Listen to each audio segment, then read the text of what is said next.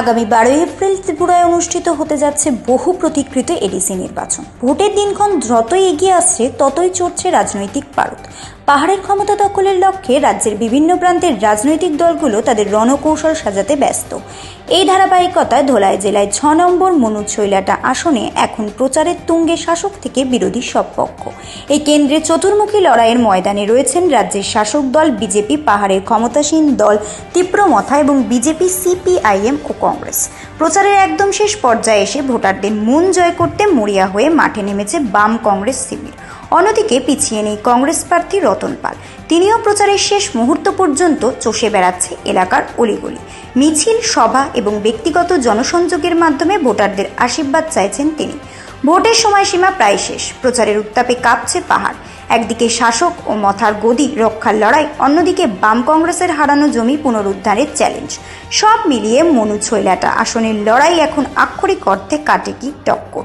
তবে শেষ পর্যন্ত পাহাড়ের সহজ সরল জনজাতিরা কার ওপর ভরসা রাখেন এবং কার গলায় জয়ের মালা পরান তা জানা যাবে ভোটের ফলাফল প্রকাশের পরে।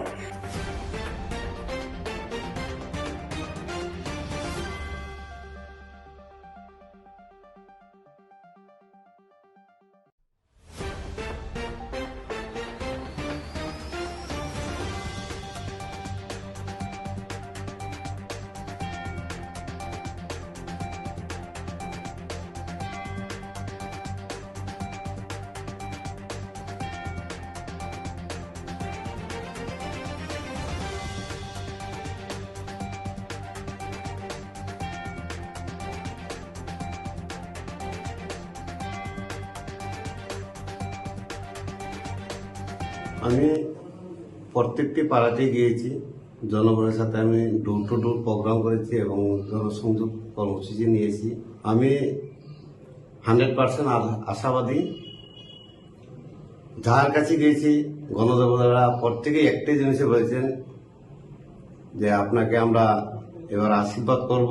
বর্তমান সরকারকে প্রত্যেকটি গ্রামে গিয়ে আমরা বুঝতে পেরেছি যে কত দুর্দশায় আছেন। তাই প্রত্যেক জনগণের একটি কথা, জাতীয় কংগ্রেস এবার ওনারা জাতীয় কংগ্রেসের পাশে থাকবে। আমার প্রথম কাজ শিক্ষা, স্বাস্থ্য, পানীয় জল, রাস্তাঘাটের উন্নয়ন, বেকার সমস্যা সমাধান করা আমার প্রথম উদ্দেশ্য।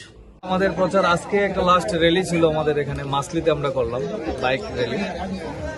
আর সারা তো আমরা বিপুল পরিমাণে সারা পাচ্ছি যেদিকেই যাচ্ছি। বিশেষ করে আমরা জোর দিয়েছিলাম বাড়ি বাড়ি প্রচারে এবং মানে প্রত্যেকটা বাড়িতে যাতে পৌঁছানোর চেষ্টা করেছি, কিন্তু সম্ভব না এই সময়ের মধ্যে।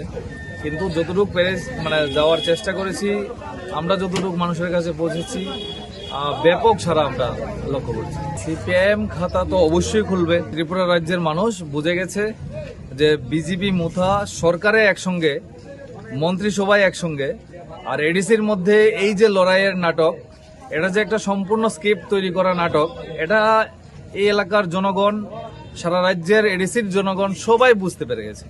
তাই এইবারের রেজাল্ট তাদের এই নাটকের বিরুদ্ধে আসবে। আমি তো সম্পূর্ণ আশাবাদী, একদম নিশ্চিত আমরা যে এখানে জয়লাভ আমরা করছি। অবশ্যই প্রথমেই আমাদের সবচেয়ে আগে যেটা থাকবে শান্তি সম্প্রীতি, আমাদের যে মৈত্রীর বন্ধন জাতি এবং উপজাতির মধ্যে, এটা যাতে আমাদের এলাকার মধ্যে আমরা কিন্তু মিলেমিশে থাকি সবাই একসঙ্গে, এই মৈত্রীটাকে আগে রক্ষা করতে হবে।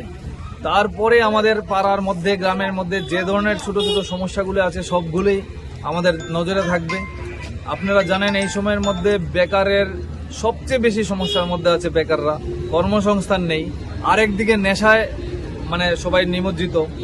এই জিনিসগুলো নিয়ে আমাদের প্রধান কাজ থাকবে যে এইগুলোকে কিভাবে আমরা সংশোধন করতে পারি এবং এইগুলো। ব্যুরো রিপোর্ট, রাত দিন নিউজ নেটওয়ার্ক।